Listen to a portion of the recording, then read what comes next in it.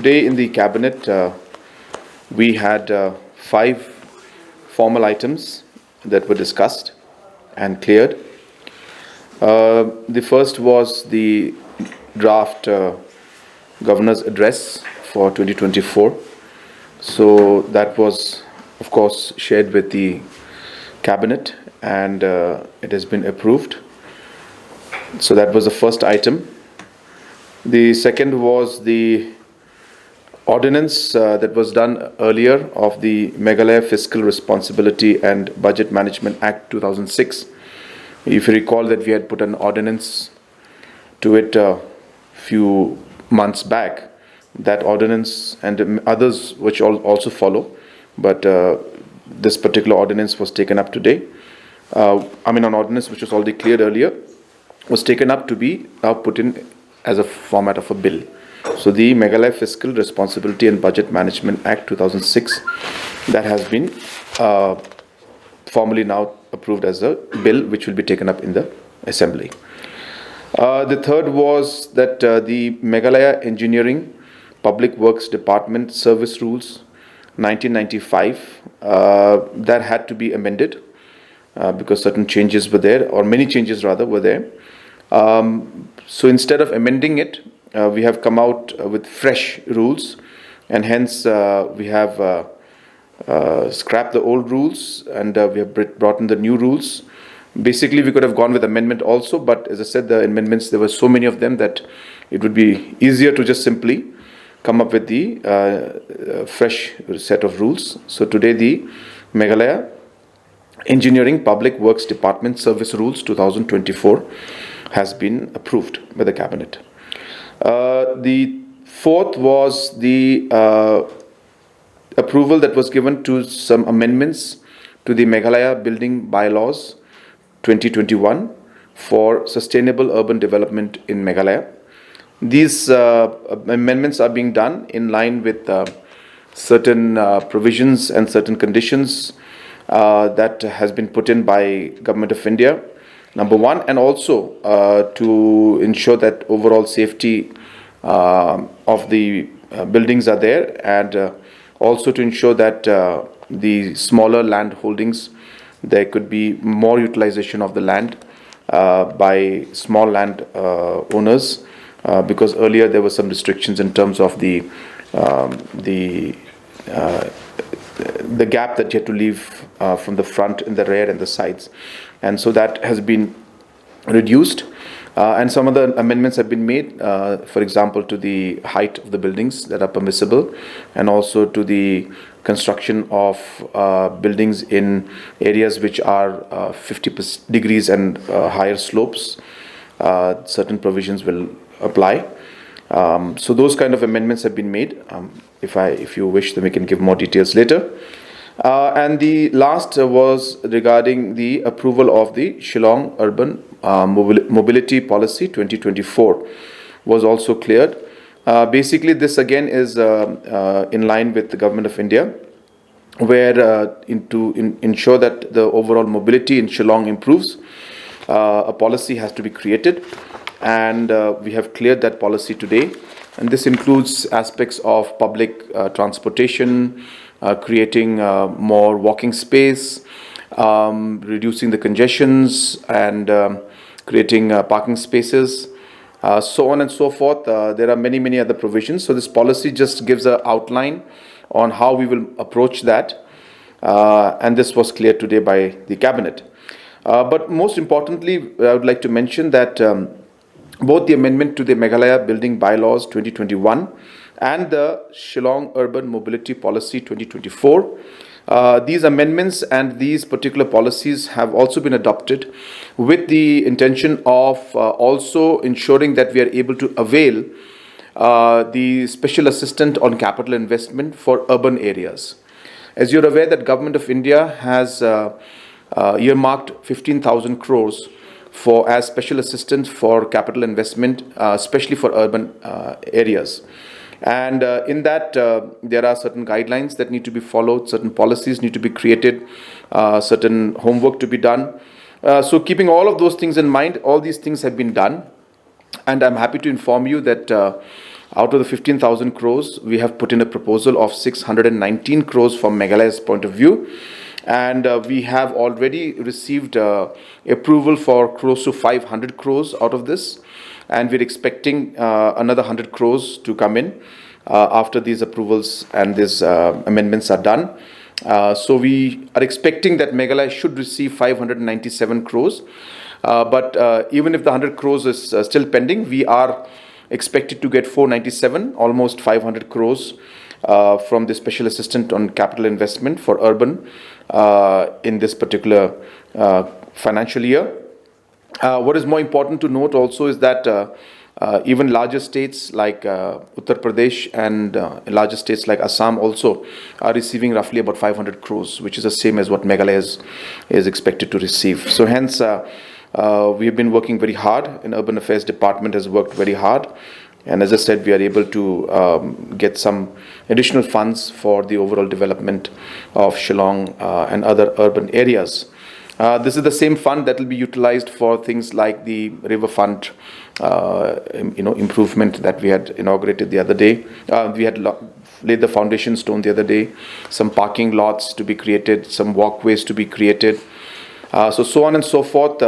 We have put in a number of proposals for that also. So these were the basic decisions that were taken in the cabinet today.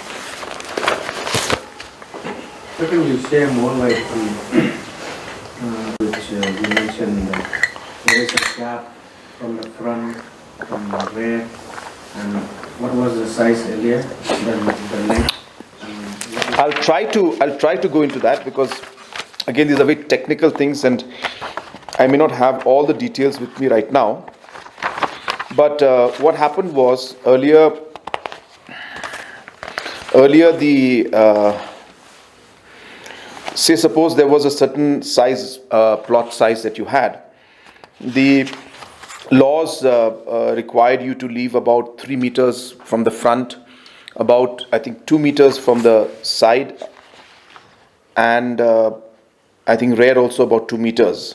So depending on now the different land sizes, and obviously on lands which are not on 40 degrees slope, so which is more on the plain land, plainish, not too steep.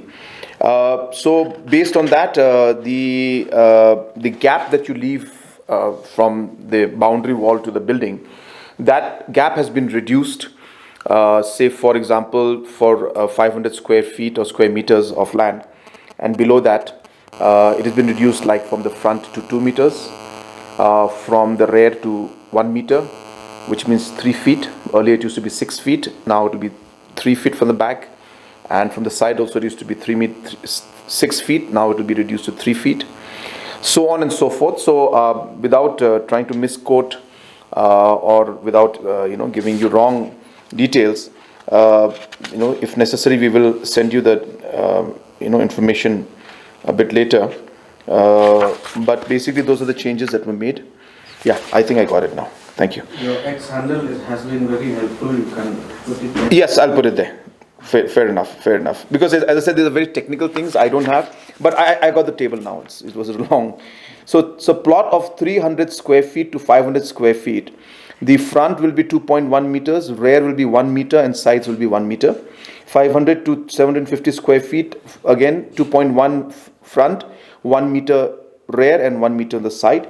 751 to 1000, 2.5 meters in the front, 1.5 meters at the rear, and 1 meter in the sides. And these numbers were different earlier because, say for example, up to 1000 square feet, it used to be 2.5 meters in the front, and rear was 1.5 and size was 1 meter. So certain changes have been made. As I said, I will put it on my social media. I think that will be much more fairer. But point is that we have tried to allow people to, the basic point being, I think this is the important part which I would like you to share.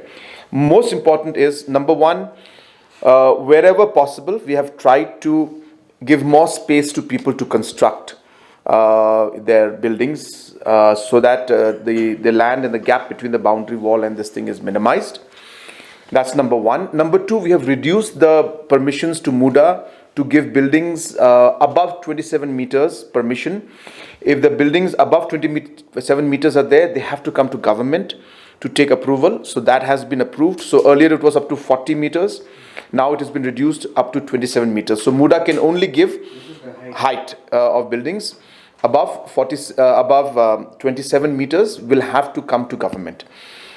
It's not that we are not allowing, but it will be special permission. So MUDA will be only allowed up to 27 meters. Third most important thing which we have said is that any land which is at 50 degrees of slope, no building permission will be given for lands that has 50 degrees in slope and or above.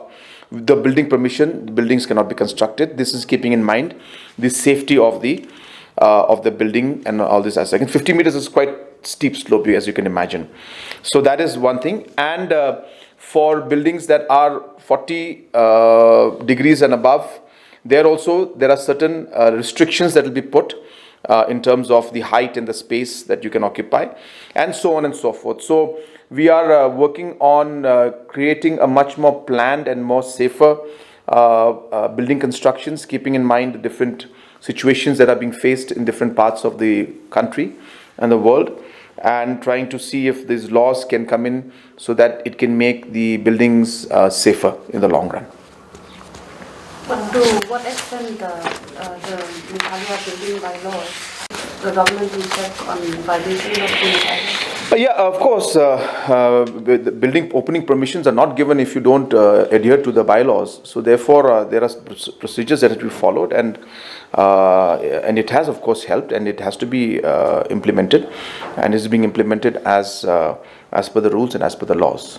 Sir, just as a layman perspective, I am asking, this above 27 meters means how many stories? 27 meters is roughly about close to 27 into 3 is like what, 82 feet, something like that. So I would be guessing about 3-4 floors, something. I really don't know. 27 meters, so you have to find out. But it's about close to 90 feet, just below 90 feet. So what will be the jurisdiction of this building bylaw, because there are district council areas, cantonment? So district council areas will be, of course, having their own laws, as we had decided earlier. But normally they adapt the building bylaws that are put in by MUDA. So this, coming to this Shillong Urban Mobility 2024. Yeah, is the government planning to introduce electric buses? Yes. What is Everything. So there will be, I can't give you all the details, but it includes everything from footpaths to parking lots to e-mobility in terms of public transportation, electric vehicles, electric buses. All these are in the scope. It's a very broad aspect. And we just have put the policy in place so that it gives us some kind of a vision and some kind of goals that we can come forward with. For example, we would like to go with a concept which we call 20-minute city. So this is a concept that is done in many parts of the country and the world, where a particular neighborhood should be about 20 minutes, where people should be able to move around their particular locality in the area and get majority of their services within 20 minutes. So this policy is basically a draft vision and a guideline as to what we would like to achieve, and to be able to achieve that, then there are many steps to be taken. So for example, to do that, then we have to maybe create some kind of low emission zones, low congestion zones, so on and so forth. So all those things will come out as we move forward. But first thing we have done is that we have created this policy document that will now guide us and kind of give the vision of how we would like to improve the overall mobility of the state, of the city. By when it will be fully implemented? So it's a process. There's nothing called full implementation, but like for example, the parking lots, already about 3-4 locations have been tendered out, and the work will start there. We expect about 3-4 of them to be complete so we have about 1,200 plus parking spaces for vehicles that are in the pipeline. We expect 50% of that maybe to be completed in this financial year and 50% to be completed in next financial year. We are looking at anything between 10 to 15 kilometers of walking space, which earlier we had envisaged as having skywalks, but as I said, the skywalks are becoming an issue because of the construction and the congestion it will cause further during the construction time. And hence, we are looking at combining the walking spaces, and wherever smaller skywalks can be done without disturbing the traffic. So planning for that and hopefully work for that should start very soon. We're looking at converting some of the government lands into parks and spaces to be created for movement and expansion of the roads. We are looking at, for example, a complete overhaul of Watts Lake. So in Watts Lake, if you've seen just behind the wall, opposite the entry of Watts Lake and just before the DC bungalow, you must be seeing some construction going on there. So that is a parking lot for Watts Lake which we're creating, and there's going to be some shops where the restaurant as well as the hawkers will be moved. So the whole area from all the way from the junction of Pinewood all the way down to the Botanical Garden, you will find no vehicles being parked, no thing, because they'll all be shifted on top. So like this, there are many processes. So it's not like that it'll be all done in a matter of a year or 2 years or 3 years. It's a process that will continue. But as I said, now that the policy is in place, it gives us a direction and a guideline and a vision on how we should move forward.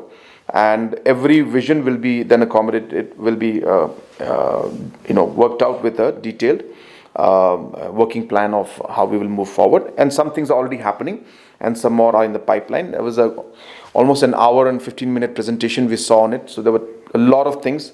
I can't remember half of them, but as I said, we will share as and when the time is appropriate. Moving towards urbanization, that does are now bearing the urban character. So this Shillong thing, it's like only in Shillong. So Yeah. in what way this same policy will also applicable to other? You're very right. In the beginning, in fact, we had planned to come out with the urban mobility policy. And then we realized that Shillong is in a different category altogether. So what applies for Shillong is not going to apply, say, in Resubelpara or Nongstoin or Nongpo. So therefore, we'll be coming out with a different policy for the other district headquarters. Shillong requires a different plan policy altogether because it's really unique. The size is different. The complications are much more. And as you said correctly, that others are developing, and Shillong is already in that line where developing means others are moving forward in terms of the urbanization, whereas Shillong is already largely urban in terms of the overall infrastructure and all. So therefore, we need separate policies. We'll be coming out with separate policy for the other headquarters. And one more, you mentioned about the amount, special assistance for capital investment. Can we also have more information, like in what way the state will also invest in this amount that you mentioned we are going to receive? So it's like this. The special assistance on capital investment was a scheme that was started by Government of India about 4 years back. And normally any state government from the northeast, especially the smaller states, had a budget of roughly about 700 crores. And annually, that is. In the beginning, it was about 300, 200, then it increased to 500, and then was increased to 700. Government of India realized that this scheme was working well. And this is a scheme that can be used for any kind of capital investment, for any kind of infrastructure investment that you make. You have to follow guidelines, of course. And based on that, Meghalaya has been doing exceptionally well in this scheme. Just to share with you that in the last 2 years, Meghalaya was one of the few states that got additional bonus of almost close to 30% more than what was budgeted for us, whereas many other states could not even finish the amount that was budgeted for them. This year, you'll be happy to know that along with the 700 crores which was budgeted for us, we will be getting a fund of close to 2,000 crores this year from Special Assistant because of the this urban affairs and also the additional bonus that we are entitled to now because of the absorption capacity of the state and the fact that we've utilized the funds in a much faster manner compared to other states. And so from 700 today, special capital assistance only for 2023-2024 is going to touch 2,000 crores, which includes the urban part, for which we require these kind of amendments and policies to be made. And this amount that you mentioned, close to 500 crore that we are going to get, like how much the state has also to share? So it's like this. Basically, it's a funding. So the project could be like, for example, the Wamukra riverfront project could be, say, 100 crores. I'm just giving an example. So out of that, we say that, okay, we'll take, 39 crores from the central fund that is coming in. This is just capital assistance. So there's no 90-10 in this. There's an amount that's given, 700 crores. State can use the entire amount for one project, or we can do it in multiple projects. Or if it is not enough for the particular project to be complete, state has to pump in the rest. And if it's enough for completing other projects, then state can use the entire amount. So it all depends on the adjustment. But normally, capital investment is a big thing, and so many roads, so many buildings, and so many urban projects are going to come up. So as I said, the urban Wamukra waterfront project is 39 crores. This is going to come entirely from this project.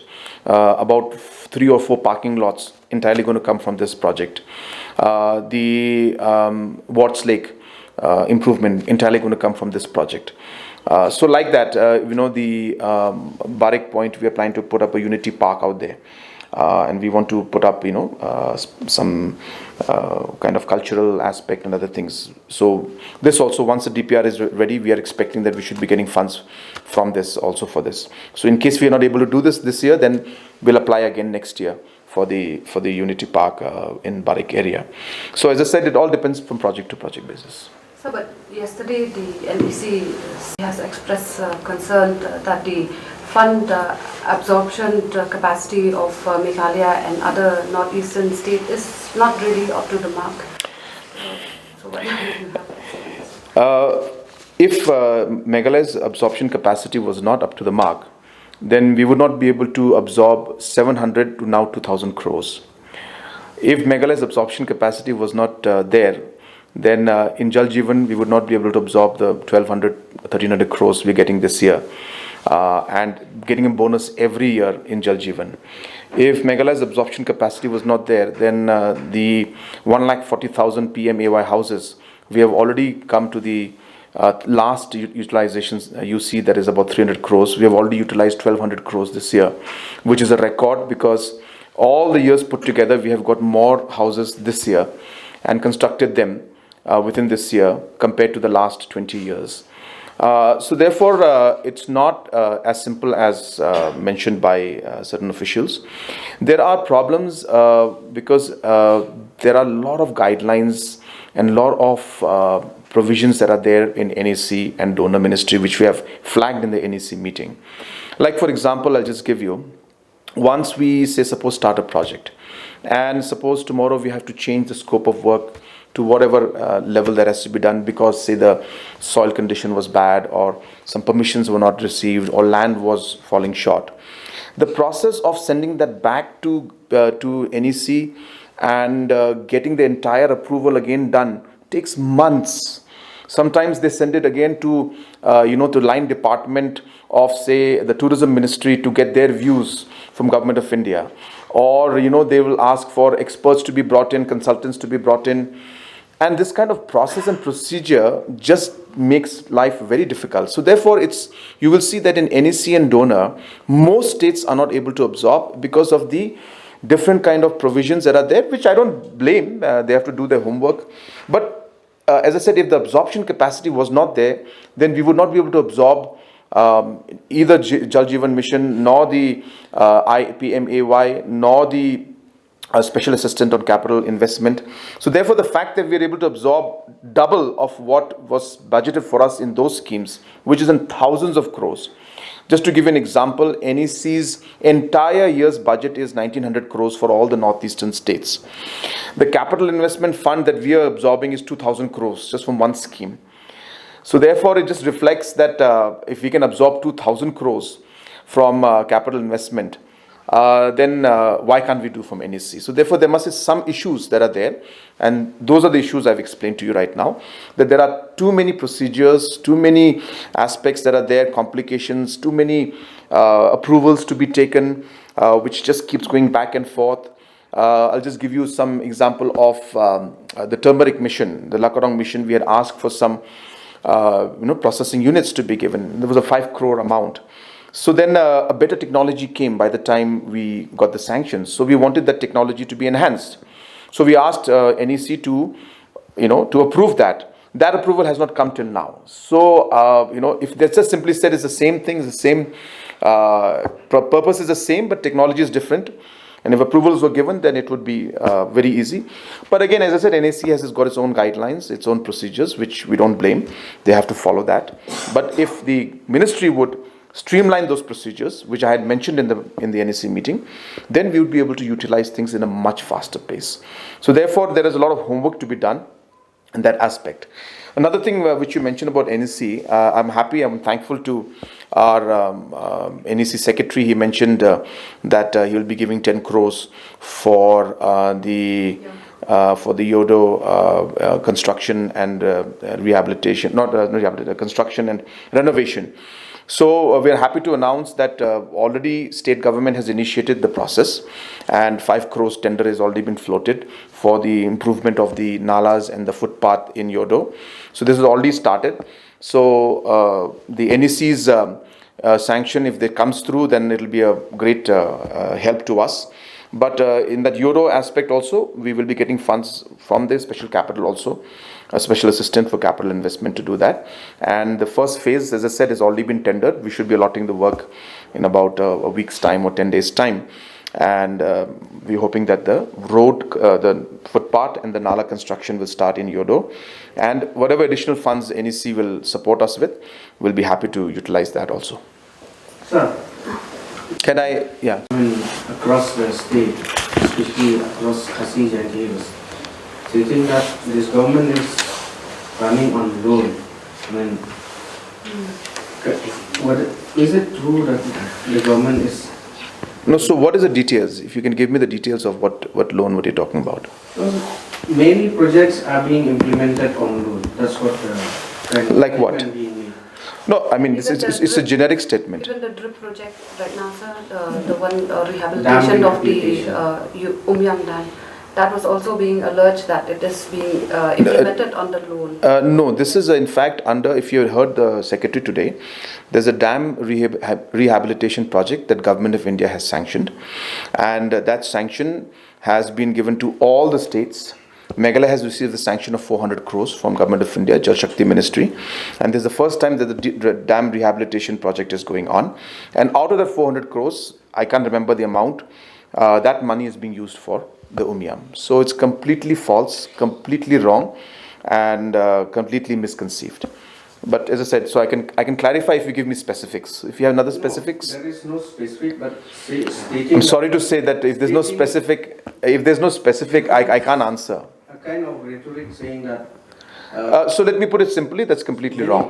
Many developmental projects are being implemented on loan. Okay, so two things in that. Number one, without specifics, I can't comment because I don't know which project you're talking about. Number two, there is nothing wrong for any government to take the loan component for developmental aspects, following the provisions of RBI and of Government of India. There's nothing wrong in it. The funds are meant to be used for developmental aspect, and the provisions are there within the system and governance and within the provisions of Government of India. So obviously we will use those provisions, but there are also provisions to keep a cap on things. Now, what is also important to note when we do this is that when you start taking loan for revenue expenditure, which is running expenditure, that is where the problem lies. So any investment in capital is always done, whether it is small governments, large governments, as long as it is done in infrastructural investment, it's not a bad thing. But yes, if you go beyond certain limits, then obviously you have to look into it. But again, when I'm repeating that if it is within the provisions provided by Government of India, then It's there to take. If we don't take, then we are being actually wrong by not using the full advantage of the provisions being given by Government of India. So if Government of India is saying that you can take 1,000 crore loan and we only take 500, then we are being unfair of not taking that 500 crores and using it for investments. That's what it's meant for. That's what Government of India is allowing us to take it. And hence, this government has managed to take maximum amount of benefit within the provisions of the Government of India's provisions that are there, and we've implemented a large number of schemes, and the benefit of this is being seen by the people of the state. Criticism will always be there. I've always said that. If those criticizing can come up with more details, I'm happy to reply. So can I ask one last question? Yeah. Sir, we have seen the government is organizing water conclave, and recently also you have laid the foundation stone for that Umkra riverfront development project. Government is showing seriousness towards river bodies, but what will the government do or take action against these illegal constructions along the river, especially in Wamkra? In recent years, the NGT also has come up with an order that these illegal structures should be dismantled. What will your government? So there's a court case going on right now, so it will not be proper for me to speak on that. And we are submitting our affidavit with all the details which the court has asked for.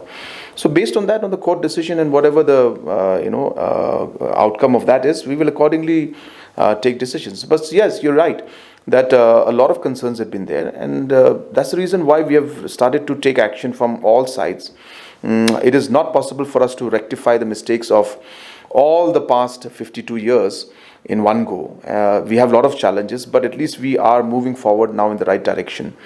And when it comes to these constructions that are there, as I said, the court case is going on, and we'll be submitting our affidavit in the next few days. And based on whatever the court decides and whatever the results are there, we will accordingly act. So just for a few minutes, HNLC has shown keenness to pursue the talks and wants to meet the Deputy Chief Minister. Your words on it, please. I have not seen it officially, so I don't think I'll be able to comment without seeing the official writing. So, but I reiterate that we are open, and we would ask them to reconsider their stand. We also want long-term peace, and so that we would reiterate that they should come to the talks again. But as I said, regarding their talks or their invitation or whatever you've called, I have not seen anything in writing, so it would not be appropriate for me to comment on that. But the stand of the government, conditional or unconditional talks? We have maintained again and again that there are certain provisions and guidelines which the MHA has prescribed, which is being followed for all organizations with which Government of India is in talks with. So it will be followed on basis of those guidelines. We cannot deviate from that, because that is what is being prescribed for all the talks. And hence, if they start changing that for one or two organizations, then they have to change it for all. So within the prescribed norms of MHA, we are ready to talk in whatever line.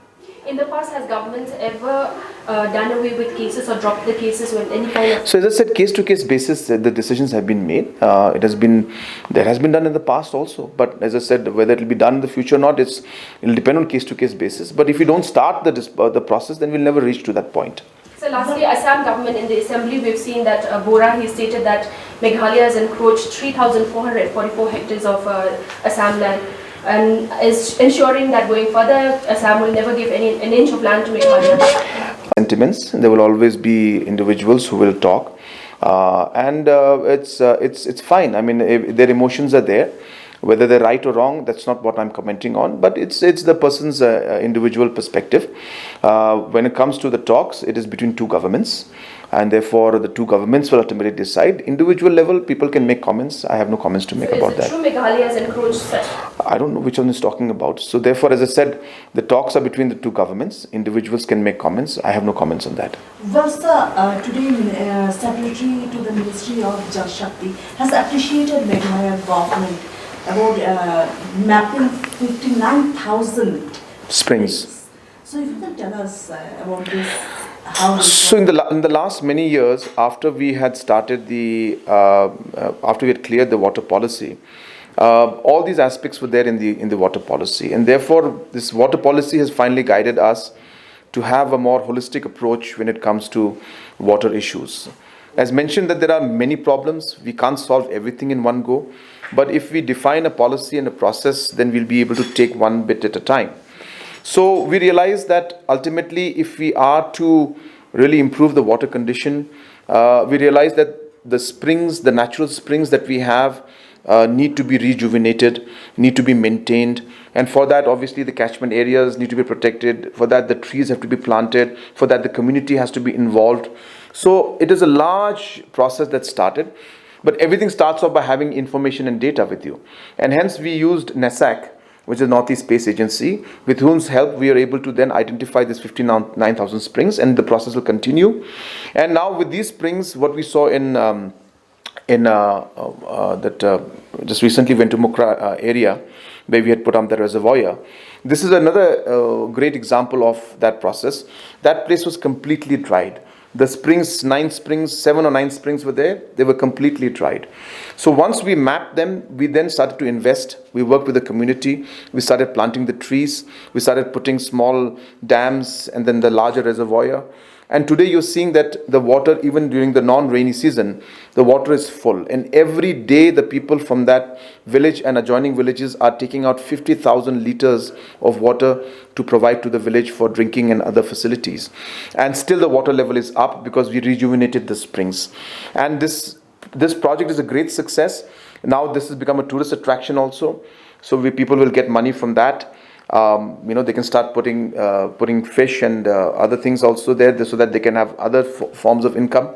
So like that, we are working towards a larger goal, and one by one, step by step, we're doing things. And as I said, this mapping of the springs is one of the steps that we took along with NESAC, and this is of course something that even NESAC director, who was here in the meeting today, and in the meeting we had with NESAC Society, had mentioned in the meeting that Meghalaya is one of the most proactive states when it comes to using space technology and satellite technology to enhance the overall development work that we're doing. So today, did the cabinet entertain or hold any discussion on a party's threat to boycott the governor's speech? See, we are very clear that the rules are there, and the rules allow anybody to speak, provided they provide the copy of the speech in English, and that is being done. And therefore, there is no issue. We are following the rules as per the requirement. Number one. Number two is that we have also, the speaker has informed us that he has also made provisions where either through artificial intelligence or through some kind of a translator, that there will be provisions where people will be listening to the speech in English also. So making it an issue I think is unnecessary. Wherever the situation is, many people have spoken in different languages, as I said.